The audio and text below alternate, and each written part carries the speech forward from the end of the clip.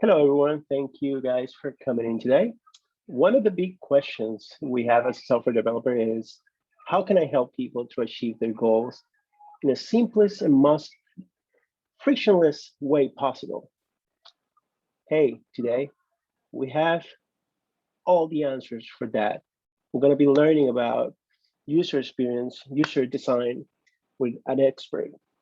Without further ado, I present to you guys Josh with his tech talk about user design. Josh, take it away. Welcome, friends. My name is Josh Roberts. And before we get started, I just want to thank Singlesprout and Codesmith for sponsoring the talk this evening. Before we dive deep into human behavior and design, let's address a common misconception. UX and UI are not the same thing. The difference between UI and UX is that UI refers to the visual elements in our application, while UX is about the experience a user has with our product or service. UI focuses on the visual interface elements such as font, colors, menu bars, etc., while UX focuses on the user, their mood, behavior, and their journey through our product. Design is more than making things pretty. Design is having an influence on people. Design even has the power to manipulate people. Let's take a look at some of our favorite products and services and examine the features they built to make our lives easier, or so it seems. All right, we're kicking this one off with a bang because this one feature is probably responsible for more unproductivity in the world than any other feature. And that is autoplay. Think about this. You just finished an episode of your favorite TV series, and now you have to get some work done before heading off to bed. The show ends in suspense, and you're on the hook, but you really need to get back to work. So you're contemplating, and before you know it, the show starts. That's because you have less than 15 seconds to make a decision, or Netflix will make it for you. So you put your feet up and settle into the couch. And Netflix has succeeded in keeping you engaged.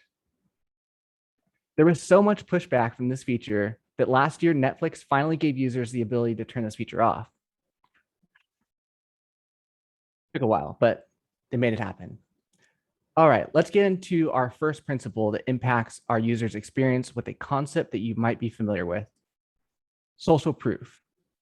The social proof theory was popularized by Robert Cialdini and states that a person who does not know what the proper behavior is for a certain situation will look to other people and imitate what they're doing.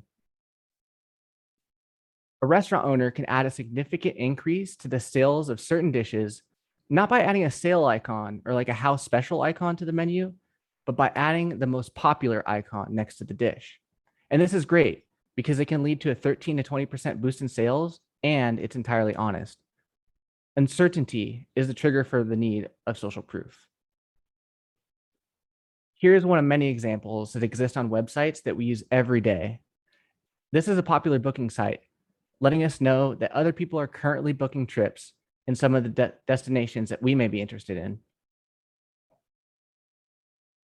Another widely used principle is positive reinforcement. Let's say we want to test an unconventional new feature. We can train our users to use these new features by rewarding their interaction with it. Or we can encourage their repeated use of our application or websites in general. Let's take a look at how this is applied today. Can you spot the positive reinforcement implemented by Hotwire? You may land on this page and think, wow, this is a really great deal, but I'm still in comparison shopping mode, and I wonder if I can find a better deal. So Hotwire further reinforces their messaging here so that you know you're not only getting a great deal, but you're getting the best deal available.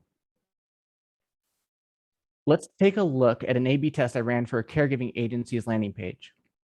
In one of the tests, we added a best price guarantee. We did this to add positive reinforcement so that prospects would be encouraged to make the correct decision. And can you guess which test did better? The variation without the guarantee did better. And this is because even though positive reinforcement is a proven principle to increase KPIs, application definitely matters. And here's why. What are some things we want to find the best deal on? TVs, computers, gas, or clothing maybe? What about heart surgery? Would you go to Groupon to find your next heart surgeon? Probably not, right? Even though the research I conducted indicated that a majority of users were equally concerned with price as they were to the quality of care they would receive, what we really were competing on was trustworthiness. Another rule that we broke was placing the elements too close to our primary call to action. Our next principle is called hedonic adaptation. Over time, humans get adapted to how a product looks, feels, and behaves. This relationship applies to everything from apps, games, products, even relationships. How many people have ever gotten addicted to a mobile game? Maybe you downloaded it, played it every day for a few weeks, or even months, and then you finally got rid of it. You remember this one? Originally released in 2009, this app was brilliantly designed. It was simple to use because there aren't any complicated controls, so people of all ages can play. Every time you release the slingshot to fire off one of those little birds at the evil pigs, it releases a hit of dopamine. And our brain wants to know immediately what will happen, but we have to wait before we can see the actual results. And this becomes sort of like an intermittent delayed reward for our brains. It leaves us coming back to the slingshot again and again and again. That is until hedonic adaptation takes over. Because over time, the stimulation drops, and eventually, so do we. So how do you address this? You guessed it, season 2, new characters, new challenges, new rewards, and our dopamine levels surge once again, as do our engagement metrics. So you want to be updating frequently, but not so much so that it provides a cognitive strain. Otherwise, your users will drop off, and that would be like Jack at the end of the Titanic type of bad. Objective reframing or endowed progress is where people think that they have a head start towards completing a goal. Studies show that people tend to work harder and faster when they're given artificial advancements or incentives. One of the most popular examples of endowed progress, and one which I have personally fallen victim to, is the car wash loyalty card. Across the street from the gym I used to go to, there's one of those drive-through car washes. And the first time I went there, the attendant asked me if I had a loyalty card. I said no. And then she handed me back a loyalty card with 2 stamps and said, I gave you an extra. I didn't think much of it. I just thought, man, today must be my lucky day, or maybe she's in a good mood. It is Friday. Little did I know, she set me up on a journey to keep coming back and back until my card was completely filled and I could finally claim that free car wash. And that, my friends, is the power of endowed progress. Here's a simple but beautiful implementation by Lululemon after you check out as a guest. They use the email that you enter when you check out and pre-populate the create an account feature on the order confirmation page. It's genius. When has it ever been easier to create an account? All you need to do is enter a password, and they already took the first step for you. Now, let's take a look at one of the most widely used, but perhaps the most dangerous principles of persuasive UX, and that is scarcity. Scarcity affects our decision-making abilities. It can cause tunneling, which limits our ability to fully focus on anything. For example, weighing the pros and cons of a purchase. Scarcity is all around us. We probably encounter it every day, every time we shop online without even realizing it. I'll give you an example. The weather has been on the warmer side, and I was shopping for some summer shoes on Amazon yesterday, and there it was, hitting me right in the face. What? 2 pairs left? There are probably 100,000 people shopping on Amazon right this very second. Now I feel like I don't have time to check out other shoes I may be interested in because when I come back, I may lose the opportunity to buy these. Needless to say, scarcity can be extremely effective. The limbic system is the victim of effects caused by scarcity triggers. Our limbic system makes emotional and swift decisions, where our frontal cortex is responsible for a slow and rational decision-making process. There are negative side effects when strained by scarcity of resources, and our brains quickly become compromised. Of course, we would all love to make more rational decisions, but the scary fact is, in most cases where scarcity is present, Our limbic system has already made a decision before our frontal cortex even has a say in the matter.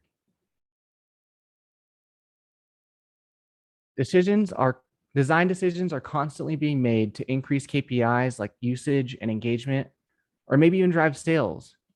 But we do so with no clear understanding of what the long-term implications are. Our limbic system is constantly under sensory overload, and we are constantly engaging with features that are designed to give us one dopamine hit after another. I mean, it's no wonder that the only two industries that call their customers users are drug dealers and software. Let that one sink in for a second. Nobody understands these triggers better than some of the masterminds behind Silicon Valley's most successful tech companies like Snapchat, Instagram, and Facebook. Does anyone want to take a guess what Mark Zuckerberg's college major was? It wasn't computer science. I'll give you a hint. It was psychology. Now let's take a look at one of Snapchat's most popular features, Snap Streaks. From what I've read, the designers at Snapchat, when they made this feature, they wanted, or the way that they justified it was by comparing it to other social apps. They like have all your friends in one place, like a large feed. And Snap Streaks wanted to be different. It was a way for you to focus on the relationships that really mattered because they show you the depth of your friendships. They believed this feature was about deepening friendships. But that isn't always how it always ends up. The goal of these product designers was to keep you using the product every day. But what happens when we start to define our friendships by our Snap Streak count? I believe these designers had good intentions, but if 70% of the users felt a deeper connection and 30% of the users reported a drop in friendships, is it still worth it? I mean, we're all adults here, but what effect does this have on the younger generations who can't fully define the impact of relationships?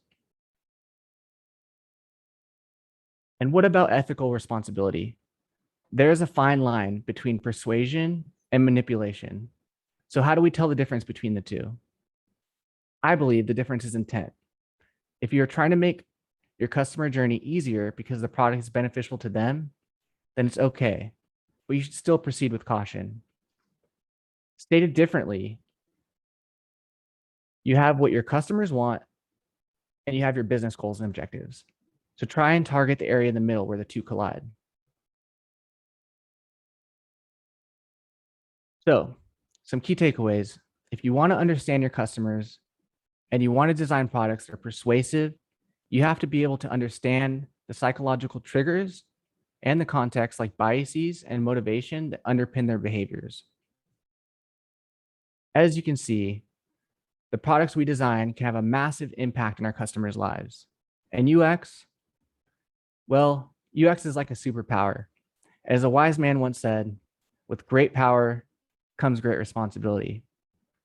You know now the features you build can literally affect the lives of millions of people. So I leave you with this question. What type of future do you want to build? Thank you. Great job, Josh. Yes, guys, if you have a question, please raise your hands feature.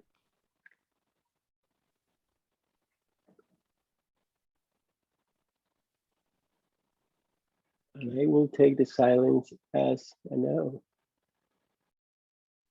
I have one. Go ahead, Ray.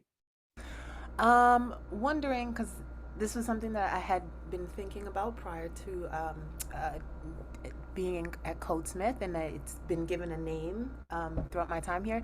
So I'm wondering, Josh, if you know if this is something that's been gaining momentum recently over the past like year or so with all the various movements and like civil rights issues and things that are arising, or has this always kind of been in the background? What do you think? It's I would say it's never been more prominent than ever. At the same time, it's a hard balance between ethics and like business objectives, right? Like as a company, you always have to respond in the best interest of your shareholders. And just because something's ethical doesn't mean companies are going to jump and make big changes if it takes a toll on their bottom line. That's just the cold hard truth, unfortunately.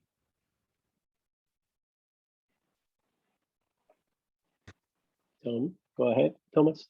Yeah, I'm wondering, what do you think as a developer, like building out a website and being aware of these principles, understanding the psychology, do you think that it's okay to like consciously manipulate your users if you feel like you're getting them to do something like that positive, like if you feel your product and service helps them, is it then okay to manipulate people using these psychology principles into engaging with your app? That's a good question. My personal opinion on the matter is if you truly at the bottom of your heart believe that your product or services benefits the people that you're selling to, then I would say yes, because sometimes people feel like they need to be led. And if you're helping your customers achieve their goals, but you're just giving them a little nudge to make, their first commitment or help the progress towards that pursuit, I think it's within the bounds of an ethical behavior. But it's really something that varies from situation to situation. Cool. Thanks, Josh. Thanks, Tom. You're giving me the go ahead now. I'm free reign. Thank you, guys. I'm gonna stop the recording now.